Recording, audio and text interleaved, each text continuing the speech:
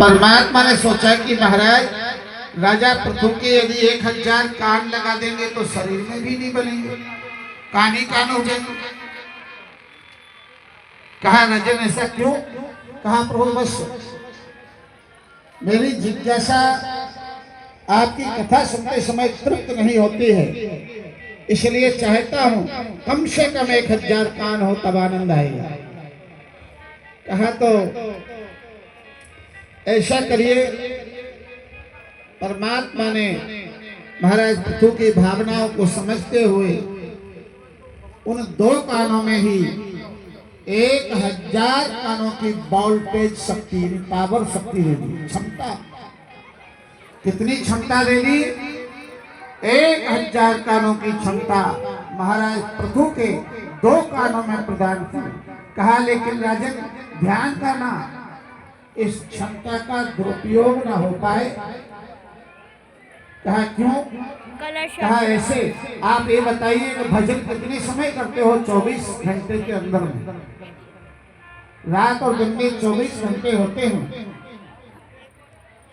कहा प्रभु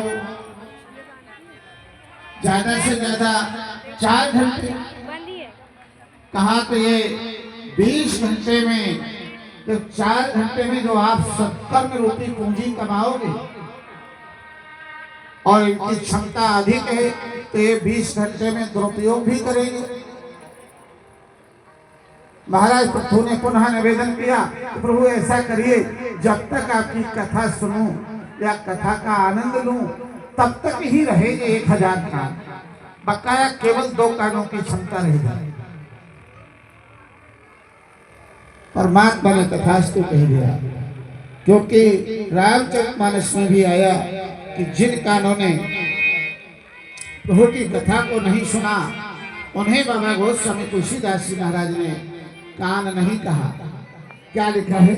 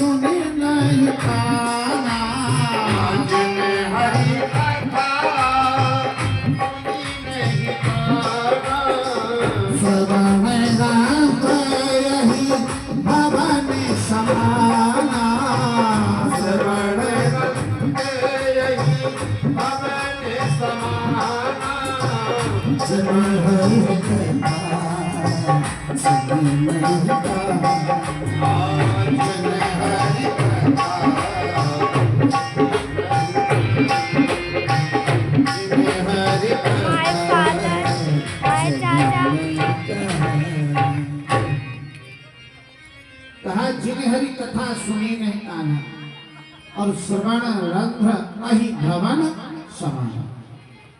जिन कानों ने परमात्मा की कथा को नहीं सुना है वह कान नहीं है। बोले क्या है? अहि भवन। अहि कहते हैं सर्प को और भवन कहते हैं घर को। बोले वह कान नहीं है, वह तो सर्प का घर है। तो सर्प का घर क्या होता है? हमारे यहाँ तो बामी बोलते हैं, बमीठा है ना। तो सर्प का घर होता है बामी, बमीठा।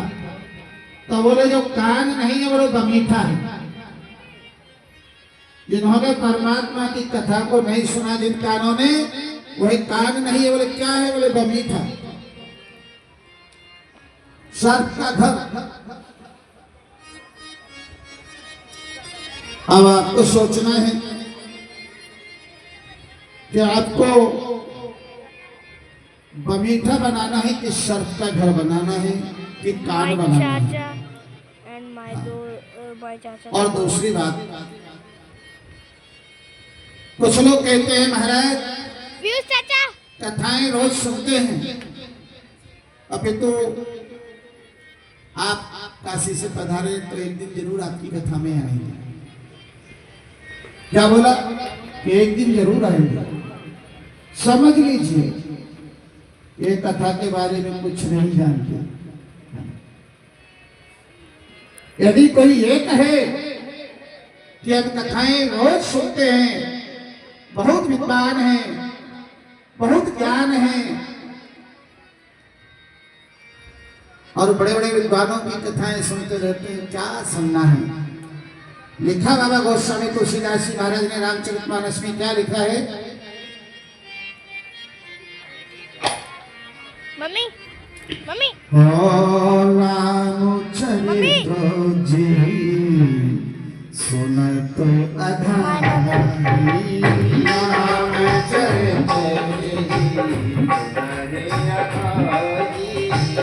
रामचरित जी सुन के कभी अच्छा लगा है कमेंट में आप लिख सकते हैं और थैंक यू फॉर वॉचिंग।